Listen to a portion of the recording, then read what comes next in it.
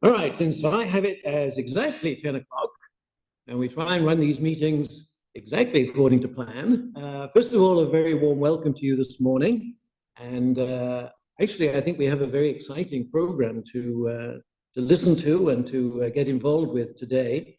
But before we get into that, may I just move on to the Pledge of Allegiance. So,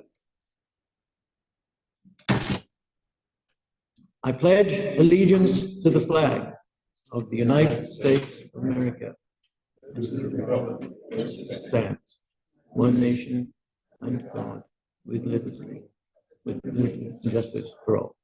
Thank you, everyone.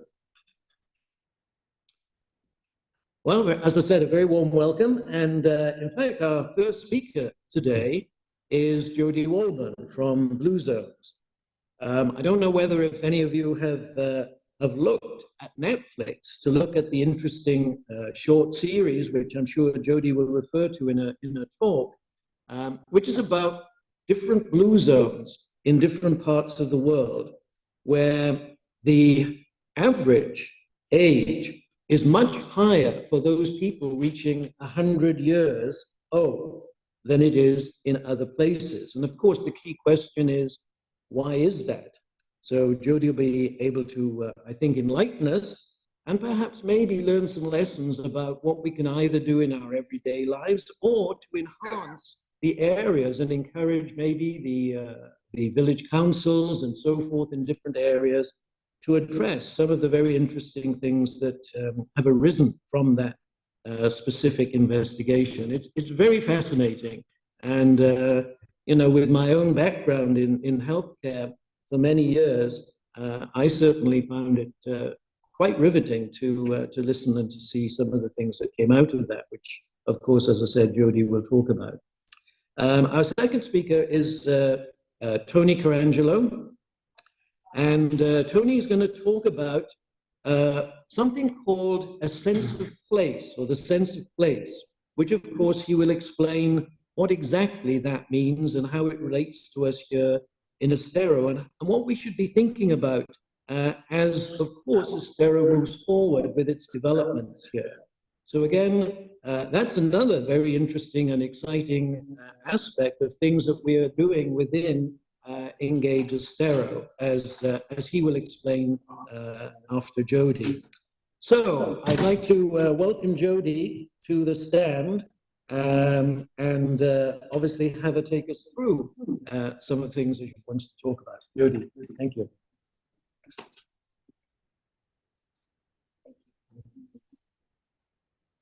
Good morning, everybody. My name is Jodi Walborn, and I'm a community wellness consultant for Blue Zones Project. I've been with them for about 3.5 years now.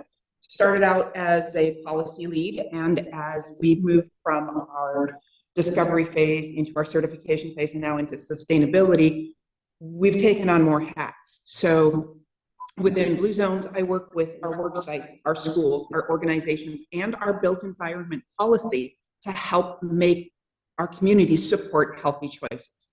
Is anybody in here not familiar with Blue Zones at all? We've all heard of it. Okay, has anybody watched the Netflix special? Yeah, it's pretty incredible, right? Now, the one commonality that lies through the majority of these places, the original 5 Blue Zones, is that they were built for people. They were built for cars. A lot of them are very, very old civilizations and cities. So when we talk about things that are happening in them, it's not necessarily something that is inherently built here in the United States, which is why we have the Blue Zones Project, so that we can come here and say, hey, how can we have this community that's going to help support those healthy choices? So my presentation is talking about the Power 9 principles. These are the 9 commonalities between the original 5 Blue Zones. And it's not just what these are, but how can we actually implement those into our lives? And of course, I have to give a shout out to NCH, because everything we do for the community is free for you, because NCH puts the bill. Does everybody know the answer to this question? What determines our health and longevity? Who thinks it is our genetics? Okay, who thinks it's lifestyle and environment? Maybe a combination of both? Yeah, it's actually only 20% genetics. So yes, it can play a role in there, but 80% is our lifestyle and environment.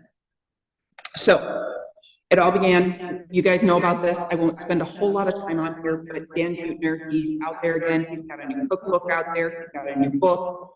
I encourage you to read them. His new cookbook is actually the American Blue Zones, and he went around the entire United States with his father, who's a total meat and potatoes guy. His dad had to sample every single dish and approve of it before it would go into that cookbook. So here's the original 5. It's Okinawa, Japan, Icaria, Greece, Sardinia, Italy, Loma Linda, California, and the Napoleon Peninsula in Costa Rica. And of course, the plug for Dan's show, because it's just incredible.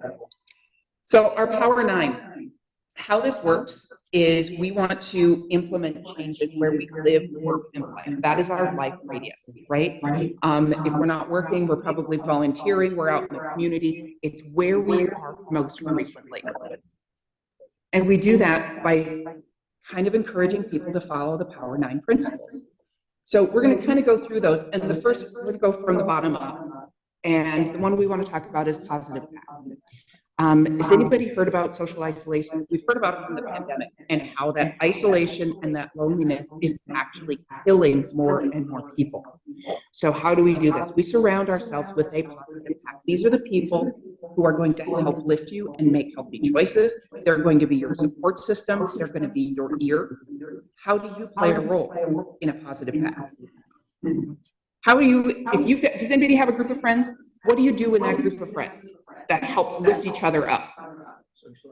Socialize, support each other. Anybody go play pickleball with your crew? Yeah.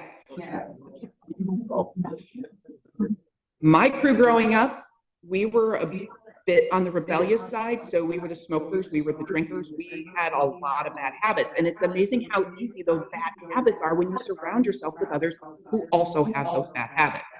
But conversely, the same is true. You surround yourself with people who are making those healthy choices, who are eating healthier foods, who are moving more, they're connecting each other, and they're actually listening to each other. When you have an issue and you have a problem, you listen to each other and maybe offer some words of comfort. If you have some advice, great. If you don't, you know, sometimes we can just sit and listen. Loved ones first. This one, we are putting our family first. I know for a long time we have all focused on our jobs, our work, our careers, and some of us spend 80 hours a week working. Even if you do that, we need to make sure we make time, we block out time for our family. The easiest thing to do is just sit down and have a family dinner together, right? Talk to people. How are you doing? We are seeing from the original 5 Blue Zones, multi-generational homes. That's actually making a comeback now across the rest of the world. And it's actually showing benefits for the kids and the grandparents. The grandparents are less likely to develop some dementia issues because they're interacting with these youthful beings, and the kids are asking questions.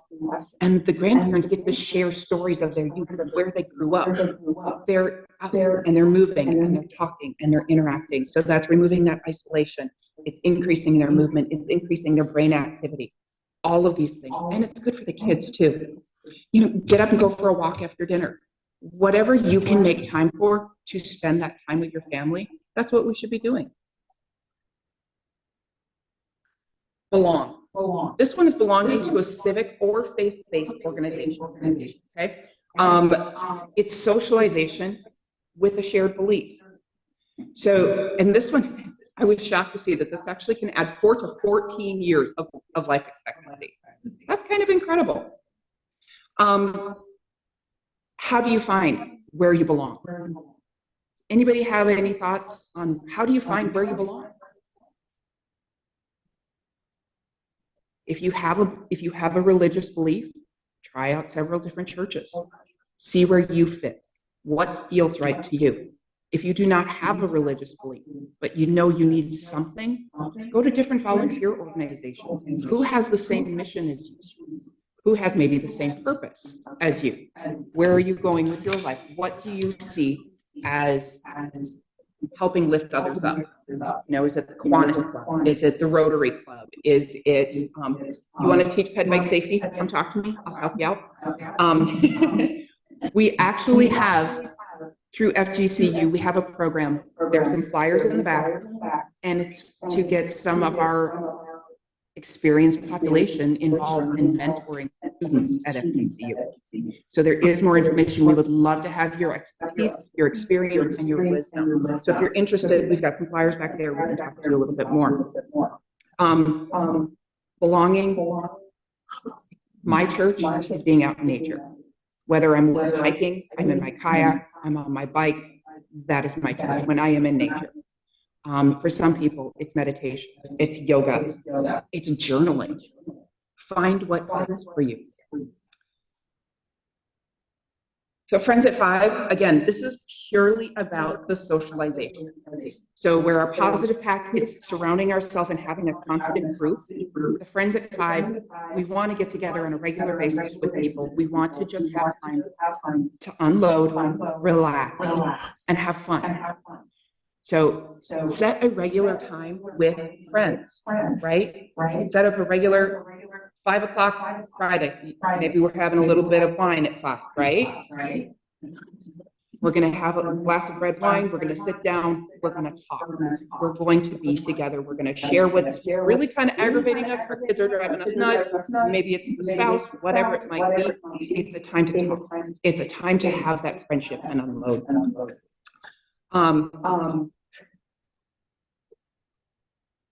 Plant slant. Yes.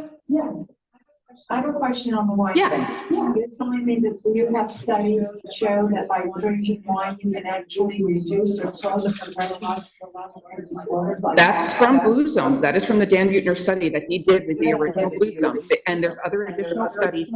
And if you go onto Blue Zones, just, what is it, bluezonesinfo.com, I think it is, they actually have links to those studies. But it's talking about like 1 glass of red wine a day. We're not talking about 1 bottle, right? It's as tempting as that may be. They were talking about a glass a day. Guys, maybe 2 glasses a day. Men can have 2. But it doesn't hurt to just have 1. Saying. The red wine is what they're showing that actually helps with the cardiovascular issues. I haven't seen any studies on the white wine having the same health benefits. So what I've read is the red wine specifically having those issues. But in terms of, you know, getting together with your friends, if your drink of choice is to sit down and have a glass of white wine, 1 a day is not going to be the end of the world. So, all right. Plant slant. Who's heard of plant slant? Awesome. Who thinks it's a vegan diet? It's not. It's just ways to incorporate more plants, whole grains, fruits into your diet. We're trying to minimize the amount of animal proteins, animal and cheeses, and I know that kills a lot of people. But they do say that having goat's milk cheese is friendlier to our bodies. So if you do happen to want a little bit of cheese on your salad, use goat cheese instead of cow milk cheese. Anybody have any suggestions on how you personally implement plant slant? How do you add more fruits and vegetables and whole grains into your life, into your diet? Yeah. Awesome. That's a good one. Anybody ever sneak vegetables into your kids' food when they were little? Yeah. So throwing a handful of spinach into your smoothie in the morning? Perfect. Have a handful of almonds. That's a beautiful idea. Absolutely. What about taking 1 meal a day? 1 meal a day and saying there's no meat, there's no animal products or anything. 1 meal a day. Maybe you have meatless Monday. Every Monday night, everybody in the family, you're going to sit down for dinner, but you're only going to have a plant-based meal.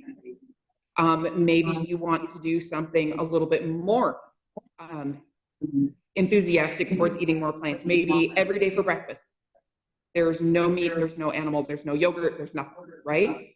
It's actually not that hard, I promise. Maybe you actually start meal prepping. And so you know that every day for lunch, you have a meal that's already made, it's ready to go. You don't have to fuss with it every single day to make, oh, what am I gonna have for lunch today? How am I gonna get my food? It's already made, it's ready to go. There's a ton of different ideas, and I could spend all day on this one. If you want to talk more about these, I'm happy to talk about these. Okay. Let's talk about the 80% rule.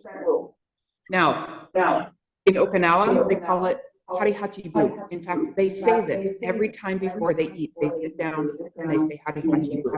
And that is a mental reminder for them so that they do not eat more than when they're 80% full. They will stop at 80%. Why would they do this? Have you seen the serving sizes in our restaurants? Right? They're massive. So there's some little tips and tricks so that we can actually kind of cut back on what we eat. Number one, eat more slowly. So if you take a bite of something, number one, make it a smaller bite. Number two, set your utensil down between bites. Finish chewing, and then when you're ready for your next bite, pick your utensil up again, right? Use smaller plates, cups, bowls, that kind of thing. If you use the regular dinner plates that we have, they're like, what, 12 inches? And you put a serving size on that plate, it looks like this, and it tricks your brain and says, I'm not getting enough. But if you actually kind of decrease to the 8-inch plates, now you've got a serving size on there, and it's taking up almost the whole plate. Your brain, it tricks your brain into thinking you're getting more, even if you're not. If you're going out to eat, ask them immediately when you order, will you please bring me a to-go box when you bring my order? And immediately, pack up half of your meal, put it in that to-go box. Now you've got lunch for tomorrow, and you've got a better size serving for you to eat in the restaurant. I think drink some water before you eat.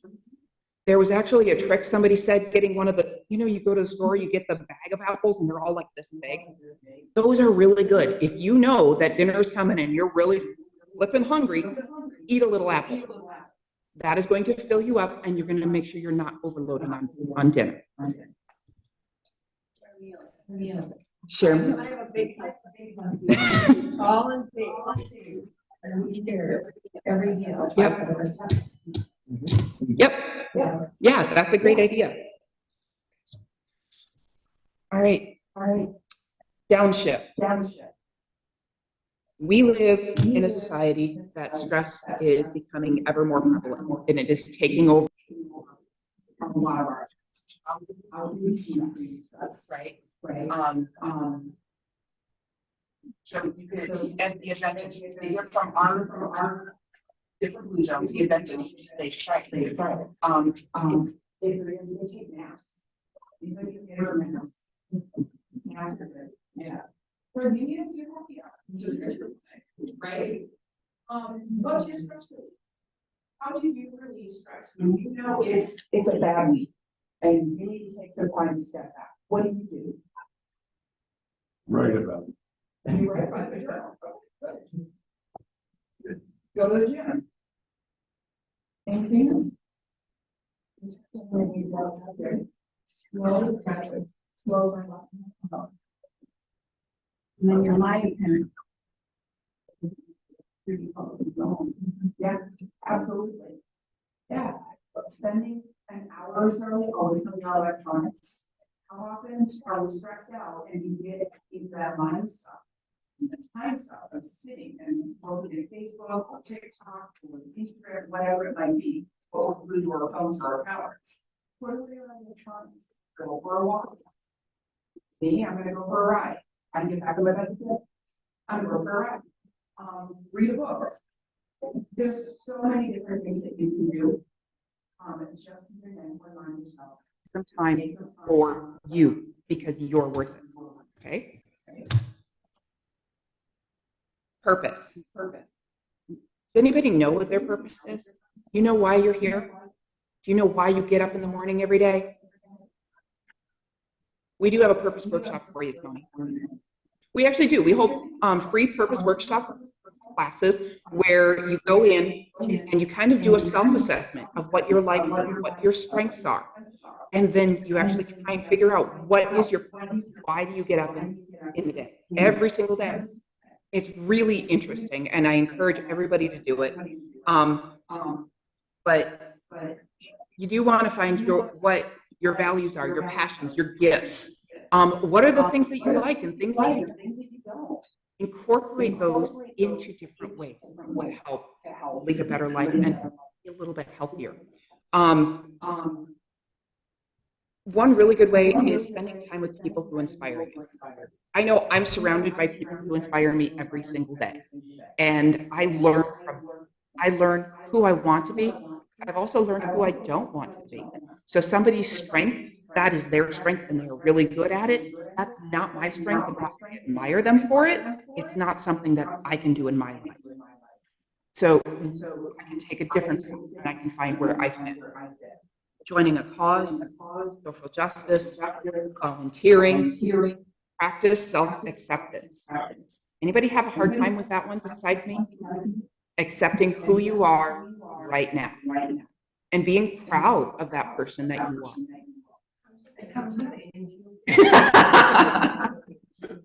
Yeah. Yeah, I think what you said really makes a lot of sense. It's varies with age too. Like I think a lot of people, you know, to go from 100% work not to retire, but obviously you have to do that but the transfer of skills. So I think that a lot of people kind of go downhill on going from full speed to slow. I read a study, and I'm sorry, I do not have the exact numbers down, but post-retirement, I think the first 2 years post-retirement has one of the highest death rates because people are lost. They don't know what to do with themselves. So I do strongly encourage people to find your purpose and find out why you can keep going and getting up in the morning. For the longest time, it was my kids. I have one child left under the age of 18. And when she's out of the house, I know I'm going to be very, very lost. So I have a job that I love. I have volunteer work that I do. I have my family. I have all of these reasons that I get up in the morning. But I have to remember that what is it for me? What is my reason for getting up for me? And that's what your purpose is. Number one, move naturally. This one, and this ties back to what we were talking about earlier with our original Blue Zones. They were built for people. We live in a very car-centric state. So if you want to go pretty much anywhere, you have to use a car, right? Now, if you're at home, if you're doing stuff, you can move naturally at home simply by doing things like gardening.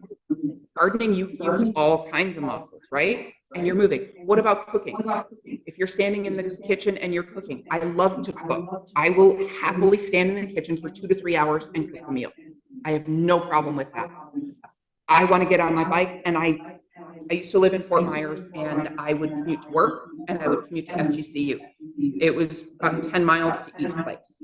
So I was riding at least 20 miles round trip every single day because I had a safe place to do so. I had pathways, I had bike lanes, I had a connected network of places that I wanted to go or that I needed to go. Now, if we're talking about where we live, right now, the village of Estero has been working on creating that connected network. It's in process. It is coming. Still in process. Got some work to do, but this is a chance for you to actually kind of go and listen at our village council meetings. Find out what's going on. You guys do a fantastic job. Engage Estero sends out the newsletters all of the time with the updates of what's going on at the village council. Pay attention. Find out what's going on. Find out what's coming up. And if you have questions on something, attend a meeting if you're able, or have somebody else that you know that can go and say, hey, what was this all about? Why are we doing this? Why are we not doing this?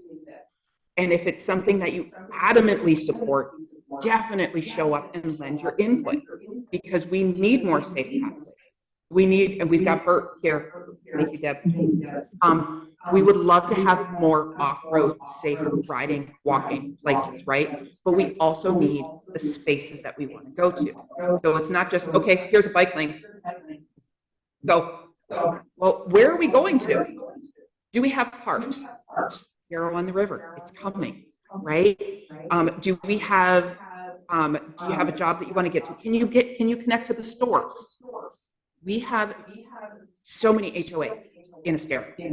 And unfortunately, a lot of them, once you leave those walls, that safety of your community, there's no connectivity to anything else. So that is something that Estero is also working on, is that connection.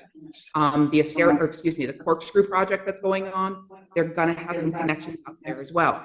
So this is hopefully going to increase being able to say, hey, yeah, I rode my bike to the store, or I'm just running an errand right now. I'll be back and taking my bike, right? In other countries, there's something really cool, and it's called third spaces. Has anybody ever heard that term before, third spaces? If we think about our first space, that's our home. If we think about our second space, that's typically our work or where we have to go every day. Third places, this is a common space, usually like a little city square or a little street, that at the end of the day, people come home from work, kids come home from school, everybody gathers in this open, free space. They have a glass of wine, the kids are playing, they're having conversation, and they just get to decompress for that day. Where do we have here? You know, in your neighborhood, where everybody can kind of get together and just decompress, it's free, everybody can join there, everybody kind of hangs out at the end of the day. We don't have many of those, right? So this is something that we can do. We need to create spaces where we want people to go, where people can just be people and hang out and enjoy the environment that is there. So I know we're going to have Tony come up in just a couple of minutes, and he's going to talk about more amazing work that's going on in Estero. But for you guys, the more you get out, the more you move, the less time you spend sitting, the longer your longevity will increase. On the back table, I did leave, in addition to the, okay, that's not mine. Yeah, that's not mine. So here is the Life Mentor program that we talked about. That's going to be back there. I did include, this is just kind of a fun Power 9 on the daily, little tips and tricks that you can use to implement into your life every day. And then we have the relations. If you've taken it before, it's time. Take it again. It's your annual check-in. Find out how you're doing. Find out what's going on in your life, and maybe get some free resources to help track those changes that you want to make for your own well-being. Any questions from anybody? All right. Yes. This one didn't have years. Do you happen to know if there's a range of years naturally?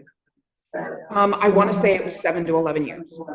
Yeah, it's 7. It's the jump is ginormous. Yeah.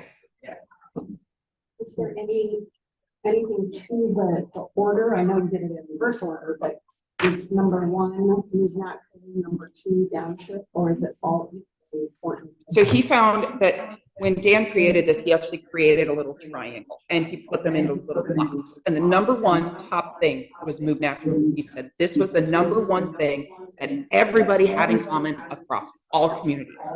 And then it went down to like plant slant, or the eat wisely, I think it was. And that included the plant slant and the 80% rule.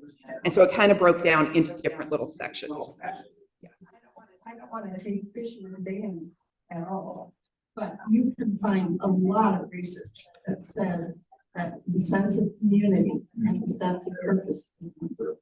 That's so I think what you're saying is what was in common. Yes, right. It wasn't the most important thing. It was the one that was the number 1 commonality between all of the communities. Yeah. But you're right. Community, the socialization, that's key. Absolutely. Yes. There's been also those, I was on what I was going to call it at the beginning, sitting here with the word. There were 5 communities that had the longest living, healthiest people on the planet. I didn't go those, like, so all of those have these there, right? Yes. So those were the 9 commonalities between those. Originally, Friends at Five was called Wine at Five, but they had to change that because Loma Linda, their Seventh-day Adventists, they do not drink, right? So they changed it to Friends at Five and said, if you want to drink, that's great. Have a glass of red wine. But because they tied it back to Sardinia, Italy actually has the healthiest wine in the world. It's called Cananau wine. It's available at Total Wine. If you want to try a glass, you can join me for lunch over at Naples Flatbread. But yeah, they do have it if you want to.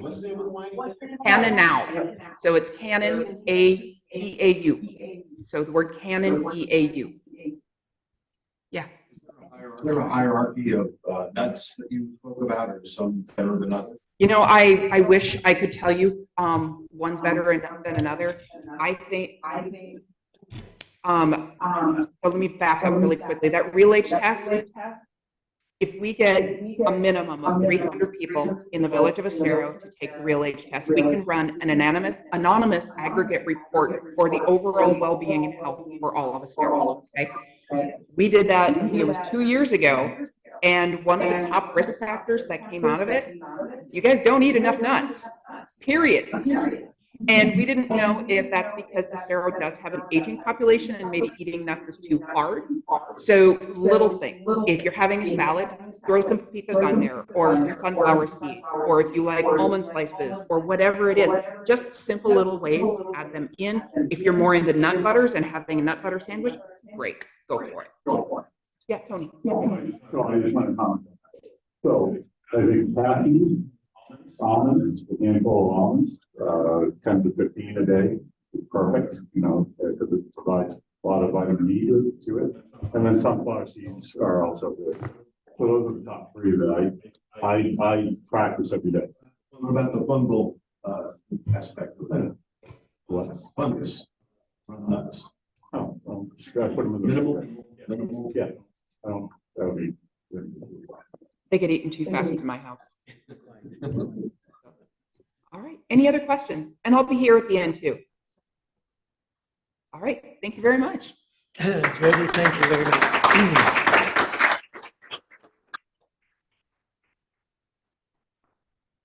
Jodi, thank you so much for that. I think, it's a very, very important topic for us. And obviously, there'll be a lot of people I know who weren't able to come today who will be able to listen into the discussions and the meeting, which we post on our website, obviously, in a couple of days' time. So even if some of you wanted to go back and listen to a top-up of some of those things, then, of course, you're able to do so. Hopefully, I should also be able to do a short summary on what was discussed both today by Jodi and, of course, Tony coming up in just a second as well. So on to Tony. So Tony is, in fact, is an information technology entrepreneur, an innovator and a consultant to the financial and educational and banking insurance industries in the past. Tony focused on strategic transformational initiatives for business and technology executives, helping to organize a move from current business practices to new future state of the art using advanced information technology solutions. That's very elaborate, of course, but what I know Tony has been doing is working with a number of the FGCU students on what I think he's going to talk about now, which is really very interesting. And we at Engage Estero are very proud of all of the work that he's been doing, which I think you'll see is really quite interesting and important for us. So, Tony.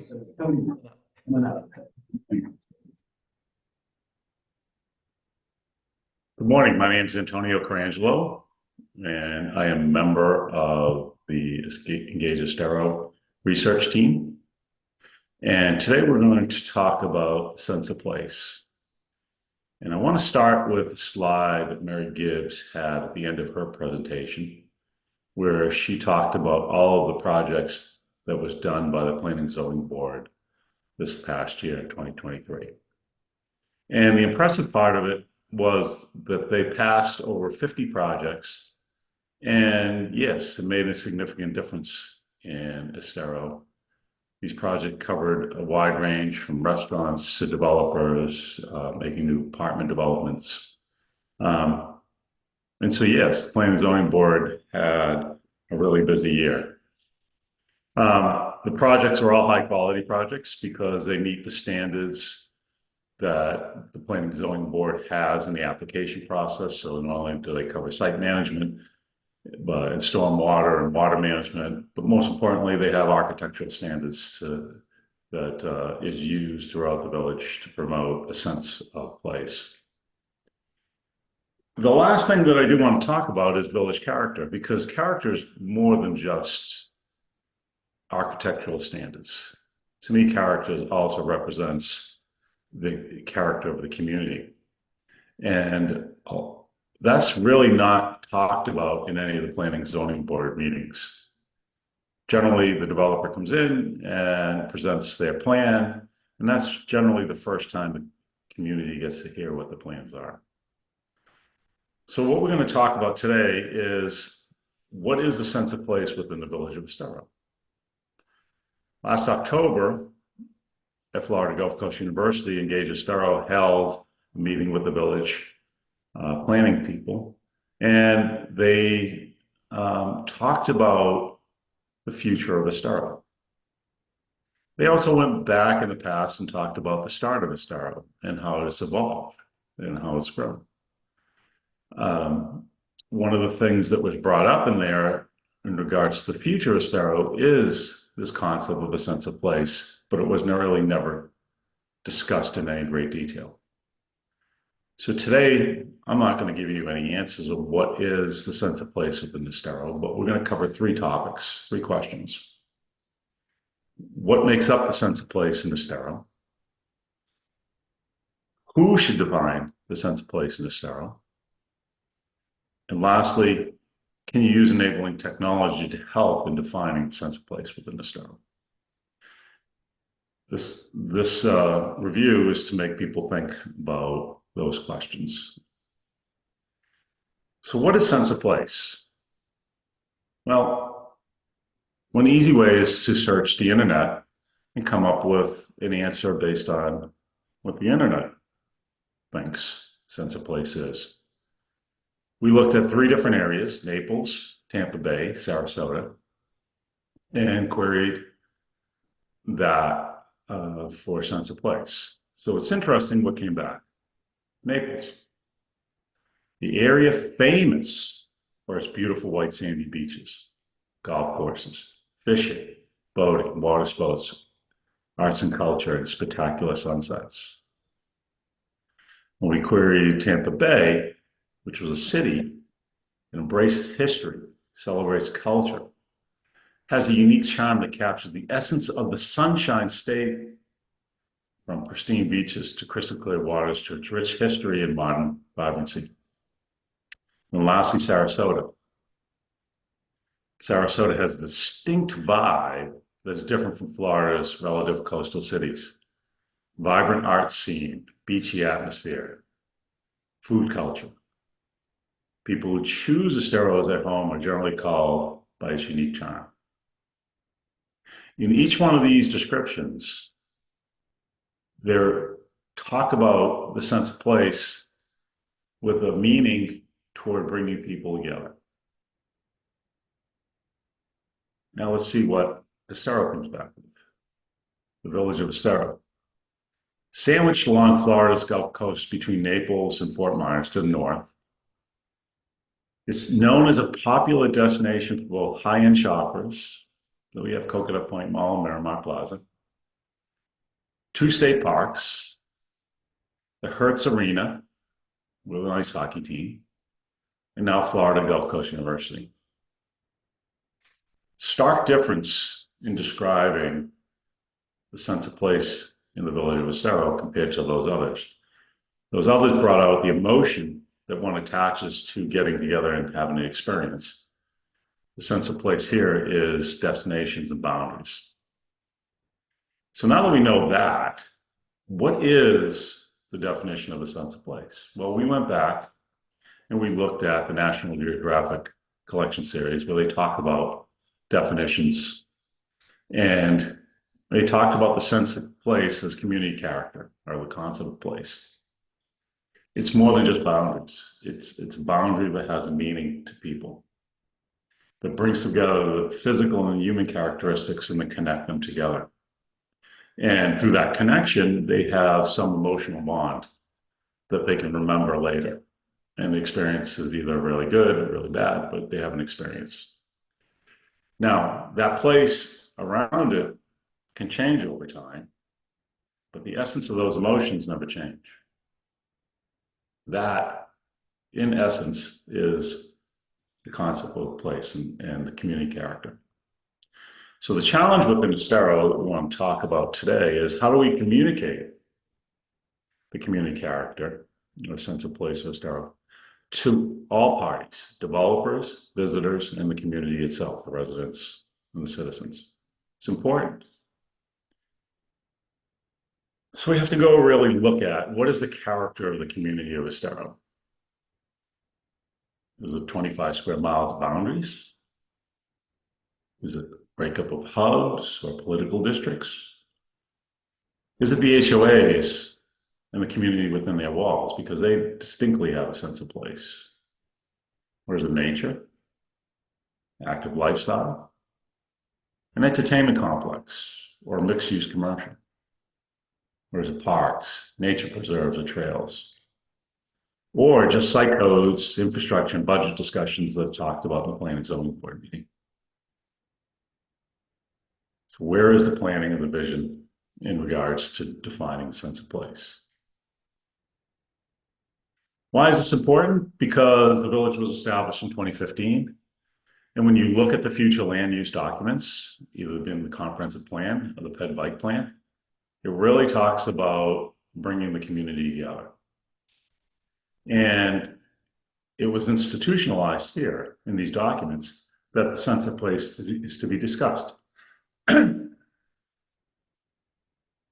Providing opportunities for public participation in the land development approval process and promoting a true sense of place. Comprehensive plan also goes into talking about community character, but I'm not going to go into it. You can read about it on your own. But it's defined. So it was talked about in October 25th meeting and defined in 2015 by the founders of Estero. So that is the question, who should define it for the village? Well, one can look at it from a visitor point of view, or the village itself, the planning zoning board, the Chamber of Commerce, realtors who sell properties within Estero, businesses who come here and define their own sense of place within their property boundary, the HOAs who are here now and have defined it in their community character, but now need to look outside their walls. Why do we need to start the conversation? Because it's an important conversation, because growth is going to happen significantly over the next 10 years. So how do we facilitate that communication? And why is it important to facilitate that communication? Because we know growth is inevitable and desirable. Community character should not be destroyed. It needs to be understood and be promoted by new developments coming in. So how is that going to happen? That's the question. Well, we in Engage Estero view communication as the key. And we believe enabling technology can help. There are two types of enabling technologies that will enhance the communication process. One is a story, and the other is an interactive map. Currently today, when one looks at, pull this up, the village of Estero, it's defined by a series of documents, capital improvement projects. They're in opaque documents. Every document that the village puts out covers why they are implementing projects, infrastructure projects, but they're in PowerPoint decks, PDF decks, Excel workbooks. They're resident in these budget books. It's usually 160 pages of dense reading, and it's out there on the Estero, Florida site. But we have a different idea. can we create an interactive map to show how those projects are being defined? And so we created an interactive map working with Florida Gulf Coast University students that take the boundary of Estero, and within that boundary show over time how projects are going to get implemented. So that one gets a sense of how the money is, not only how the money is being spent, but the growth of the area. And so you can use this interactive map to then drill down into the village to look at where the streets are being, or you can use this pad.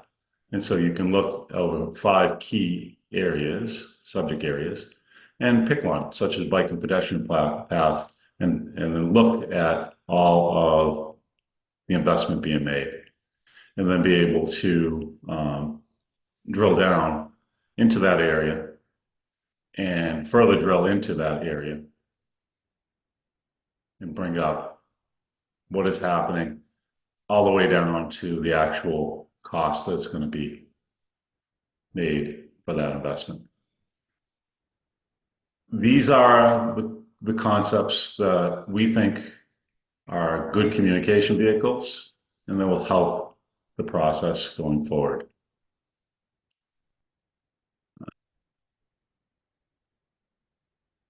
And lastly, there's a survey. That's all we wanted to cover today, is to talk about those 3 topics. Why is it important to define a sense of place? Who should be the parties responsible for developing it? And the third is introducing enabling technologies to meet the need for continued discussions. Thank you for your time.